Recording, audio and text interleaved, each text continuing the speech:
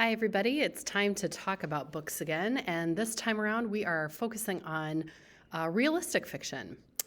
Before we get into the book talk today, wanted to share with you just a way to find more realistic fiction books in case the ones I'm sharing are not the books that you're most interested in, or if some of these titles happen to be checked out. So just a reminder that you can go to the Library Media Center webpage. You can scroll down to the first option and go to the library catalog button. And once you're there, of course, you always have a lot of options for how to search for a book, but to note that one of the topic buttons is realistic fiction. And so if you wanted to see every single title that we have in our library collection that is realistic fiction, you'd get a chance to see this. It's nice because you can see the cover. You can automatically find out which books are currently checked in, because in the top left corner of each cover, it would say either the book is in with a green sticker or that the book is checked out with a red sticker. But it gives you more information. And of course, then you can also click on the name of the book to find out more info about it in terms of page numbers, short summary, and more. So today, I've just chosen some of my favorites and some that I know get checked out here in the library quite a bit to share with you, and I hope that some of these sound good. The first one I wanted to talk about is The Face on the Milk Carton by Caroline Cooney. This book has been around for quite some time, but it continues to be a fan favorite. In this story, we've got a girl named Janie who is 15. She's sitting in her cafeteria at school looking at the milk carton sitting on the lunch table. And the face that's there is the face of really just an ordinary little girl. She's got her hair in pigtails. She was a 3-year-old, this girl that has her picture on the milk carton, who was kidnapped more than 12 years ago from a shopping mall in New Jersey. So Janie's 15, staring at this picture on this milk carton in her cafeteria at the high school, and is overcome with shock. She knows who that little girl is, and she knows that it's her. But how on earth could that be possible? Janie can't believe that her loving parents would have kidnapped her, but then she starts to really think about some things that don't fit together when it comes to puzzling pieces of her own life. For example, Janie's parents have always explained that they don't really have a lot of pictures of Janie growing up because they didn't have a camera. Their camera broke, et cetera, et cetera. Well, something's clearly terribly wrong here. Janie's afraid to find out what happened more than 12 years ago.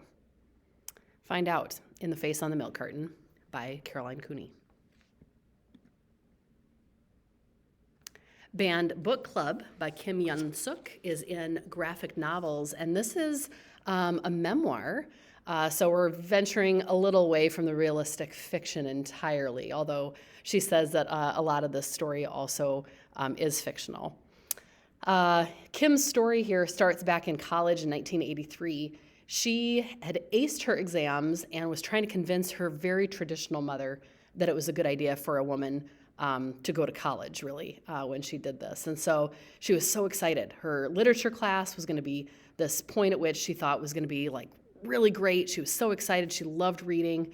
And it turned out to be this massive turning point in Kim's life. This was during South Korea's Fifth Republic, which was a military regime really entrenched in power with censorship, torture, the murder of protesters. Suk sought refuge during this time in the comfort of books. And along came a handsome young editor of the school newspaper who invited her to his reading group. She expected that they were going to just sit back and talk about books with people and others who loved literature as she did. And while that was sort of true, what she actually discovered is that she found herself hiding in a basement as the youngest member of an underground banned book club. People weren't supposed to be reading these books, and she became a part of this group. Take a look at this graphic novel memoir that, like she said, she uses quite a bit of artistic license to write. Real fun read, but also very historically tied to Kim's life. Slay by Brittany Morris in realistic fiction as well. This is described as Black Panther meeting Ready Player One. We've got a teen game developer. She's 17. She's a college student, only one of just a few black kids at Jefferson Academy. But even though she attends college classes during the day, by night she's joining hundreds of thousands of black gamers who are a part of this secret online role-playing card game called Slay. The thing is, people don't know she actually created this video game and the safe community it represents for black gamers. There is, though, someone out there, a real-life troll, intent on ruining this Black Panther-inspired game. Who is it? What's going to happen? You've got to read this book to find out. Go with the Flow by Lily Williams, also in the graphic novel section. We're going to take a look at the video to learn more about this fabulous friendship story.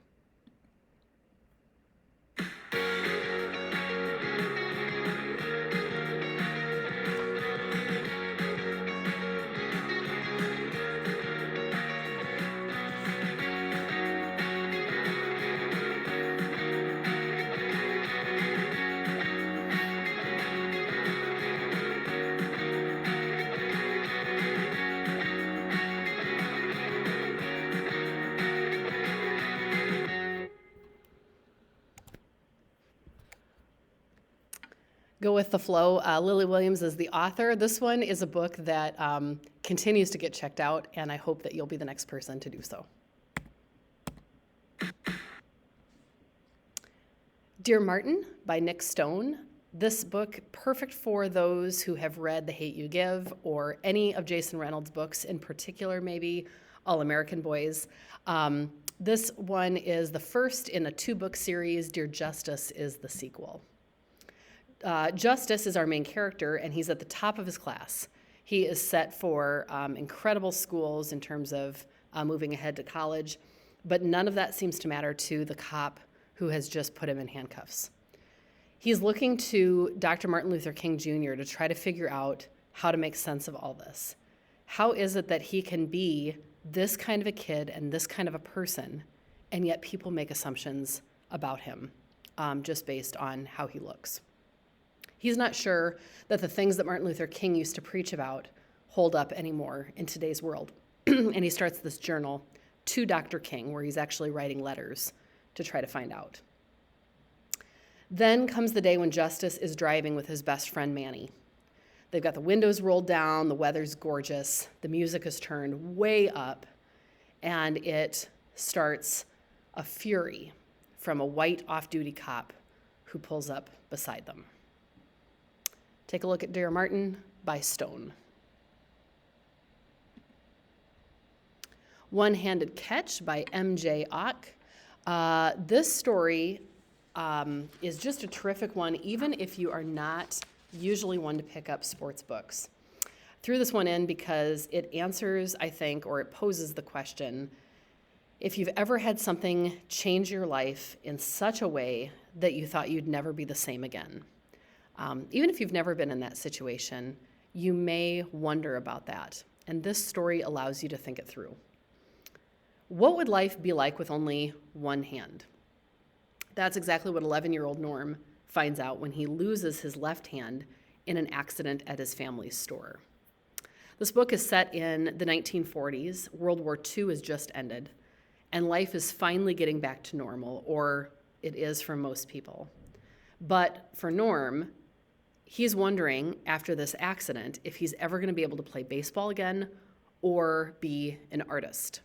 He's one that has loved to draw and paint and do those kinds of things, and without the use of one of his arms, he's just not sure that anything is going to be like it was.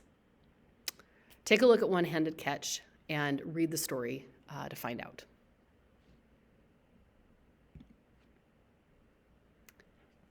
Paper Things by Jennifer Jacobson. In this story, we have a brother and sister who have lost their mom 4 years before the story begins. Before she died, she had two final wishes for Ari and her older brother Gage. She asked that they please stay together always. And she also wanted Ari to go to Carter, which was the middle school for gifted students. And so Gage and Ari promised that both of those things would happen no matter what. Well, now Gage is 19. He's decided that he and Ari are no longer going to live with their legal guardian. This woman's pretty bossy. She's been very restrictive, and they are done. And now that Gage is old enough, he can actually be Ari's legal guardian, and he's decided that's it. We're up and out. Let's go do our own thing. And that's fine, except that Gage really can't yet figure out adulting. And so he hasn't found them an apartment, and they've been couch surfing, staying with this friend and that friend, Gage's girlfriend, a few roommates. They've even been sneaking into a shelter to escape some of those cold nights. But with all that jumping around, Ari can't really keep up with her schoolwork and her friendships, and things are kind of falling apart. This is a book about what it is to be homeless and what it is to try to get your life together when you're doing your best, and yet somehow you just can't quite get those ends to meet up. I loved this book, Paper Things by Jennifer Jacobson. And the last one I wanted to share is The Assignment. And I'm going to let Selena give her book talk about this one. This is a story inspired by a real-life incident. I think even if it hadn't been, it would have been just as powerful, but the fact that it was made it even more so. Let's take a listen.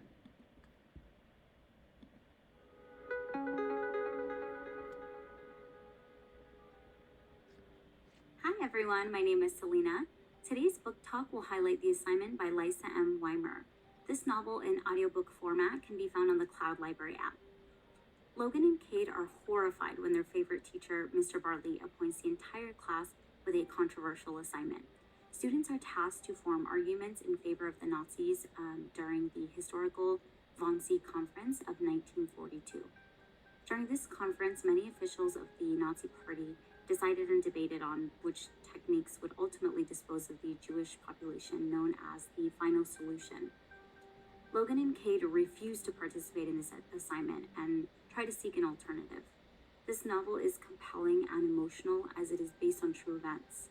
Themes of humanity, morality, and anti-Semitism is found throughout the entire novel. It is hard to listen to as many notorious Nazis are quoted expressing hatred. In this classroom context, it is almost as if the students are justifying genocide. This novel truly makes you question what you would do in this type of situation. This book is perfect to read and discuss with others. I would recommend this book to teens, parents, and adults. This book can be a learning lesson for those of all mature ages. Thank you so much for watching. Please come back for more. I love what she says about this being a book that is great to discuss with others, and I think that's absolutely true. As soon as I read this book, I could not wait to share it with other people. Especially, you may want to consider what assignments you've been given before that maybe you questioned or thought, what alternatives might I seek? Or especially, in particular, what would you want to speak up for? Whether it's an assignment or not, where do you see in your life the necessity to speak up, and how might you do so?